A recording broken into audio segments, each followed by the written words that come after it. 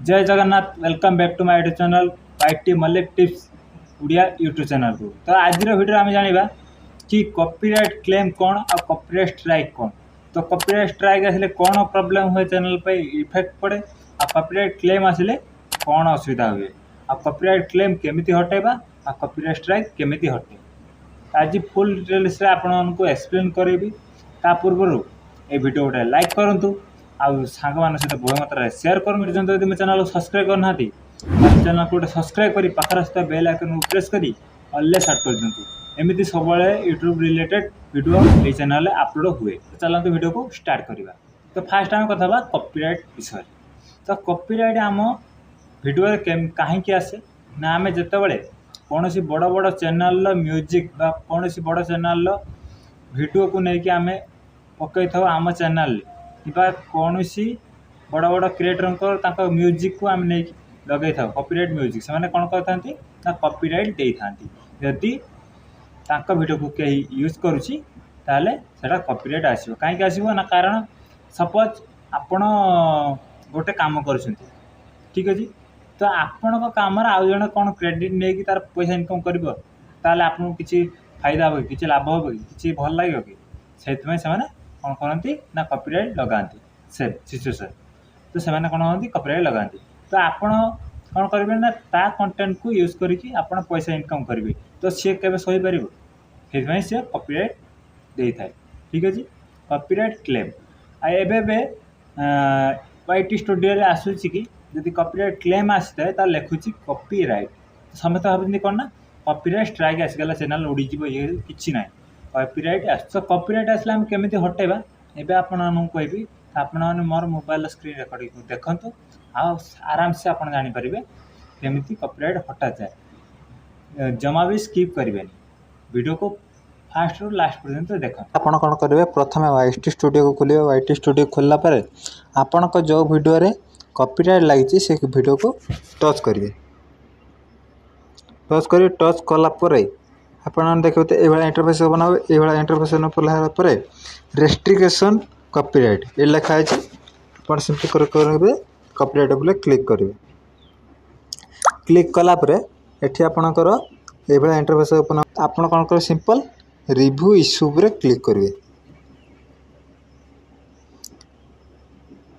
तो आप देखिए मोर वीडियो रे यूट्यूब एतिकी गोटे गीत मोर अच्छी जोटा कॉपीराइट मते लगी माने कॉपीराइट क्लेम मते दे ठीक अच्छे। आपड़ कौन करेंगे सिंपल देखिए आपड़ जो गीत को यूज करेंगे से गीत भी आसी ठीक अच्छे। मु सिंपल कौन करी यार क्लिक करी ठीक अच्छे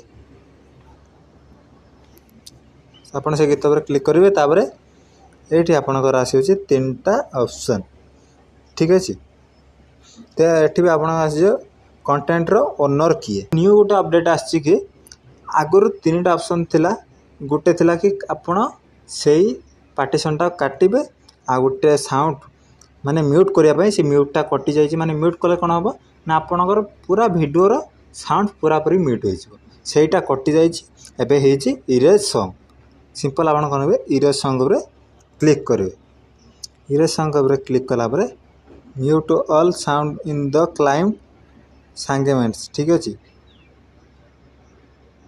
से मारे म्यूट